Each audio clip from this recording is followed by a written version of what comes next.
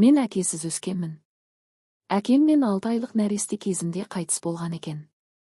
Анамның айтуынша, әкем түнде ұйықтаған, ал таңертең оянбаған.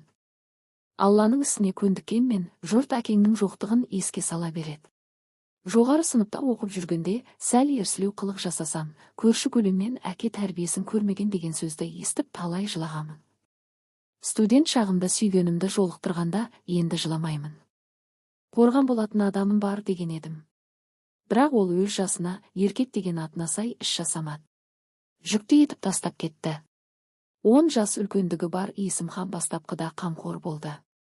Мен оған балаша еркеледім. Үйленетінін айтты, сүйетініне сендірді. Ойындағысы орындалған соң да ол әркез менің қасымнан табылып жүрген болатын. Ал ай күнім жақындағанда хат хабарсыз кетті.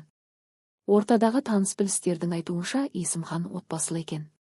Неге соны басында ашып айтпағанына ашуым кеп отыр.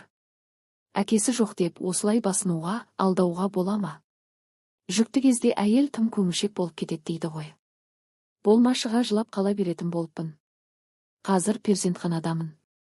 Ішім бүріп ауырған соң жедел жәрдем шақырып, патология бөліміне жеткізілдім. Дәрігерлер құрсағымдағы қызымның да, менің де жағдайымның жақсы екенін айтты. Бірақ босанғанша дәрігерлер бақылауында болам. Кеше әр 10 минут сайын толғаттым. Жаным көзіме көрінді-ау, қиналып әр жалған толғақ келген сайын жыладым. Бір жағынан қиналып, бір жағынан қызымның да өзім сияқты әкесіз өсетінін ойлап жыладым. Палатада бір үйдің ерке қызы жатыр. Күйеуі күніне 2 рет келіп сүйікті тағамдарын әкеп береді. Сағат сайын әкесі видео қоңыраумен сөйлеседі.